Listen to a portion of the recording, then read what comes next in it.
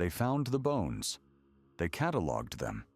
And then, they made them disappear. What if the most terrifying chapter in human history has been deliberately erased?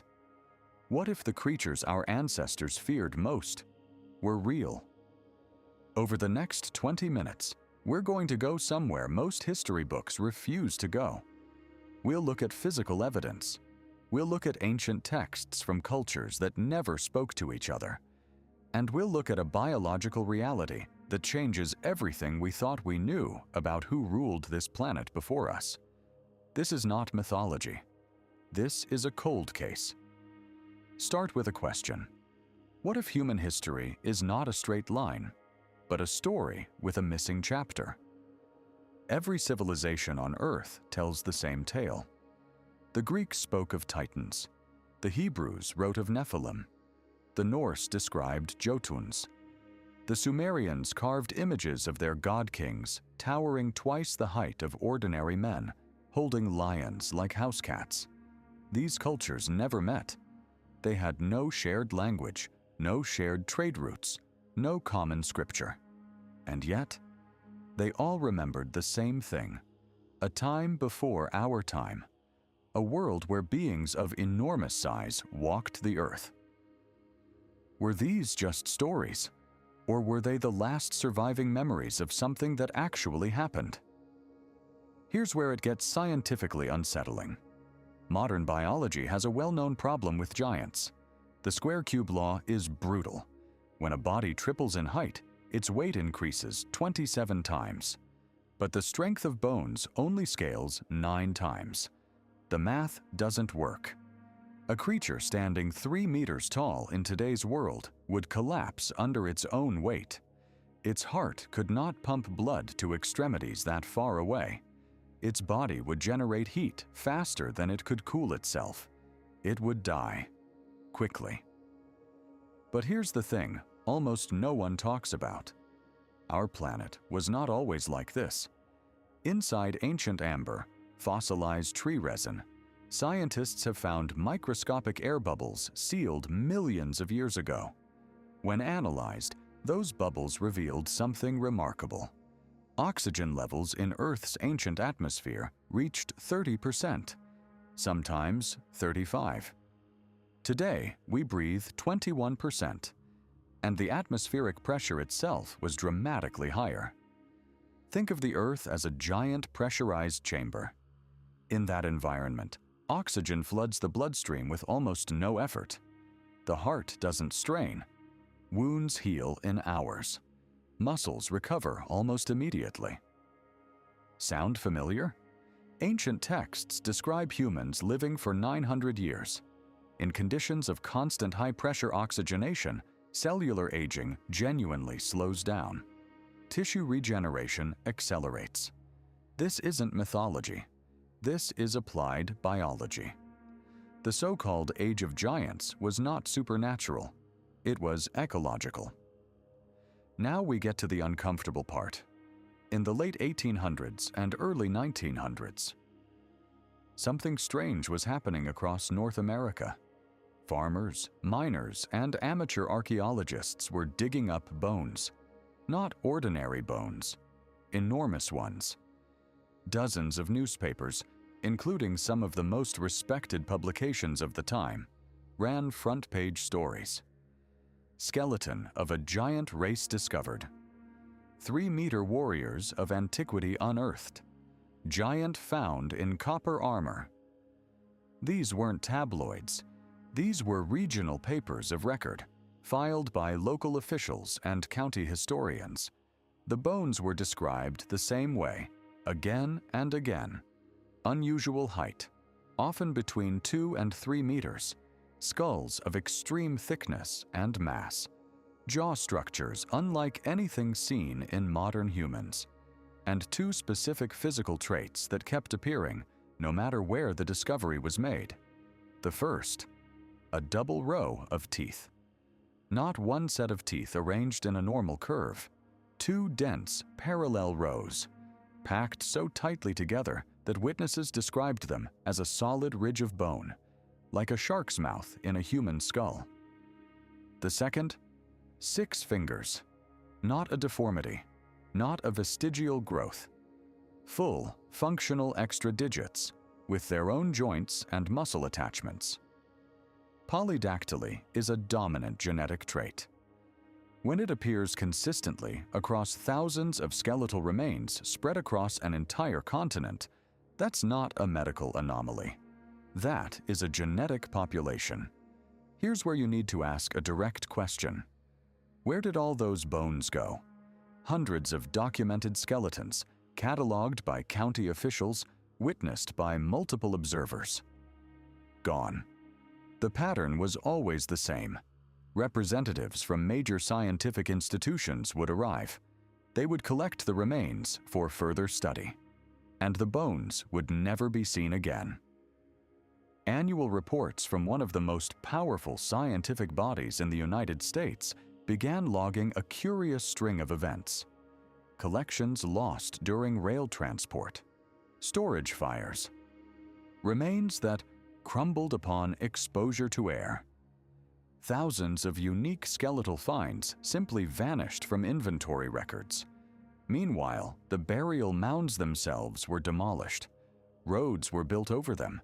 Cornfields swallowed them whole. The argument was ideological. A narrative was being constructed. This continent was empty before European arrival, populated only by scattered, primitive nomads. The existence of a sophisticated, ancient, physically dominant civilization would destroy that story completely. So the story was buried. Literally. Let's go back further. When the first waves of European settlers moved into the Ohio and Mississippi River valleys, they expected wilderness. What they found was something else entirely. The land was covered in monuments, thousands of them.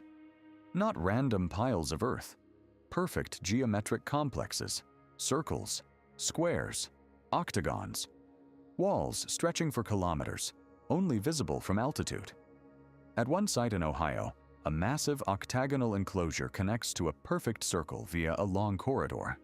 The combined area is so vast that the Great Pyramid of Giza fits entirely inside it, with room to spare. And these structures were not built to look impressive from the ground. They were aligned to the 18.5-year lunar cycle, a cycle so slow and subtle that most modern observers don't even know it exists. Who had the knowledge to track an astronomical event that spans nearly 2 decades? Who had the labor to reshape a continent? The native tribes living nearby when settlers arrived had a clear answer. They didn't build them. Their elders spoke of a race that lived here long before them, ancient sorcerers and warriors, beings their ancestors had fought and destroyed in a great war for survival. When archaeologists eventually opened those mounds, they found what the elders had described: a different kind of human. Skulls with unusually high cranial vaults. Brain capacity estimated 30 to 40% above the modern average. Wrists bound in heavy copper bracelets. Bodies wrapped in finely woven cloth, covered in thousands of freshwater pearls. The copper for the armor was sourced from 1,000 kilometers away near the Great Lakes. This was not a primitive people. This was an aristocracy, a ruling class. In 1912, deep in a remote Nevada cave, a group of workers extracting bat guano broke through an ancient sediment layer. What they uncovered wasn't mining waste. It was a mass burial site. The bones inside were massive.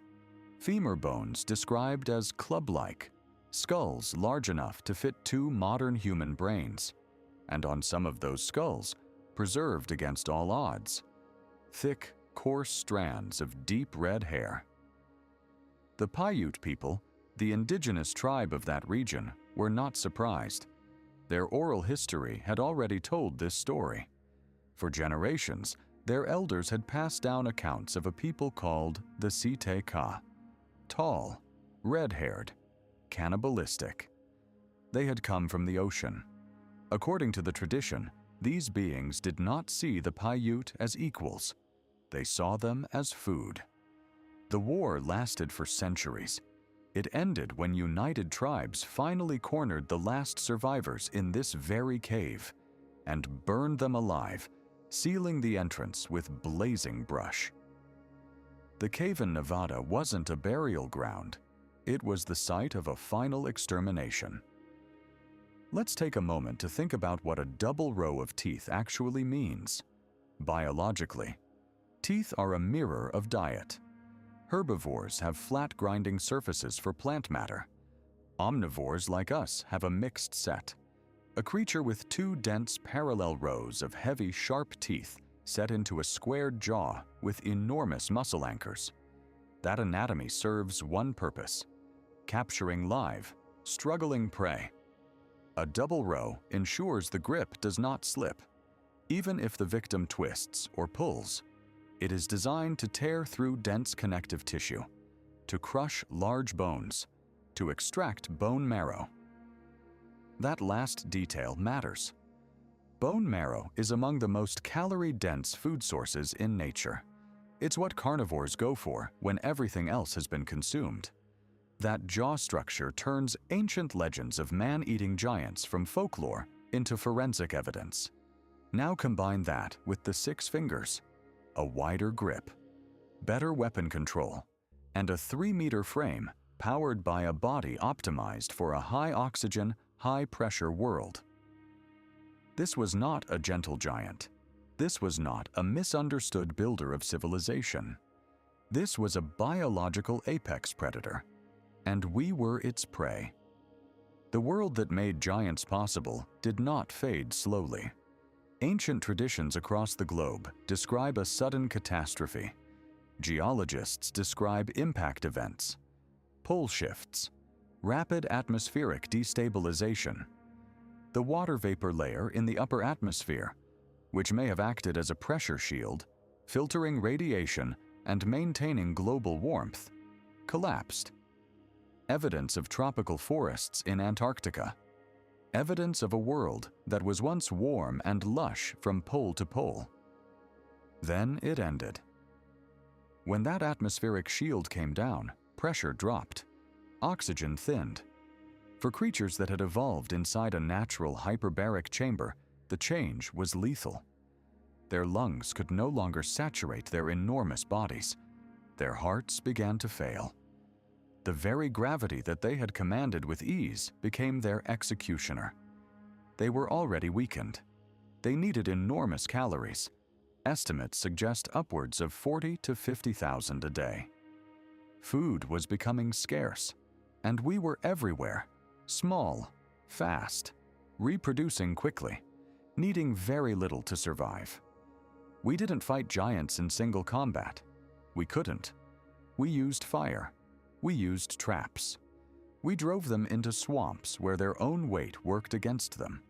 We lit their caves from the outside and waited. It was not heroism. It was strategy. This was the uprising of ants against a dying elephant. Not everything about this story is hidden or disputed. In 1935, paleoanthropologists discovered Gigantopithecus, a 3-meter-tall primate weighing nearly half a ton. It lived at the same time as early humans. It was real. It is accepted. On the Altai Plateau in Siberia, the remains of Denisovans were found alongside a polished bracelet made from chloritolite. The bracelet showed evidence of high-speed rotary drilling. It is 50,000 years old. These were not beasts. They were technologically capable beings. They had massive teeth, enormous bone density, and they are gone. Every branch of humanity that was physically dominant has vanished. Every single one. Only we remain. Why? In 2002, in a remote mountainous region of Afghanistan, a story began circulating through military channels. A patrol reported encountering a creature near a cave entrance, roughly 4 meters tall, red hair, a double row of visible teeth, the smell of decay. It killed one soldier instantly with what witnesses described as a spear thrust through the body. The patrol opened fire. Standard ammunition appeared to have minimal effect. The creature was eventually killed by a direct shot to the eye. The body was reportedly extracted, bagged, and transported for classified review. It was never publicly acknowledged. Now, could this be fabricated? Absolutely. Stories like this circulate for many reasons, but the specific details, the hair color, the jaw structure, the unusual resilience, match descriptions recorded centuries apart on opposite sides of the world. There is another possibility that no one seriously discusses. Deep limestone cave systems maintain their own pressure and microclimate, isolated from the surface world. What if remnants of an ancient population survived underground, degenerating, adapting to darkness, living in the one environment where the conditions of the old world might still partially exist? There is something encoded in human psychology that does not appear by accident. It is called the uncanny valley, the involuntary revulsion triggered by something that looks almost human, but not quite right. Scientists describe it as an evolved survival instinct. We fear spiders because they carry venom. We fear darkness because predators moved through it. So what triggers the specific dread we feel when we see something that resembles a human being, but is much, much larger? That fear was not invented. It was inherited. Somewhere in the deep past of our species, something large, something bipedal, something familiar enough to be horrifying, was hunting us. Look at the folklore of every culture on Earth. The giant is never wise, never benevolent, always hungry, always dangerous. Fee-fee-fo-fum, the Cyclops, the Jotun, Goliath. These are not moral lessons. They are survival memories, compressed into story form across thousands of years. We are the descendants of the ones who hid, the ones who ran, the ones who survived by being small, fast, and clever. Our psychology still carries the alarm system they installed in us. The fear of the giant is not irrational. It is the oldest rational response in human history. So here is where we land. The bones were found by farmers, miners, military engineers, county historians, across an entire continent. They were described, they were documented, and then they were gone. The mounds that held them were demolished. The institutions that collected them gave conflicting and unconvincing explanations. The ancient texts that described these beings, independently, across every major culture on Earth, were classified as mythology. But mythology doesn't repeat itself like this. Not across oceans, not across millennia, not with this level of anatomical specificity. Either the entire ancient world shared a collective hallucination, or something was here before us. Something dominant, something dangerous, something that ended. The question that no official institution has satisfactorily answered is simple. If the bones didn't exist, why were so many of them taken? The story you just heard is only one piece of a much larger puzzle. Because if giants once ruled this world, then something wiped them out. And some of the evidence points toward a catastrophe so massive, so sudden, and so complete that it didn't just kill the giants, it nearly ended everything. The past still holds secrets. Secrets we're only beginning to uncover.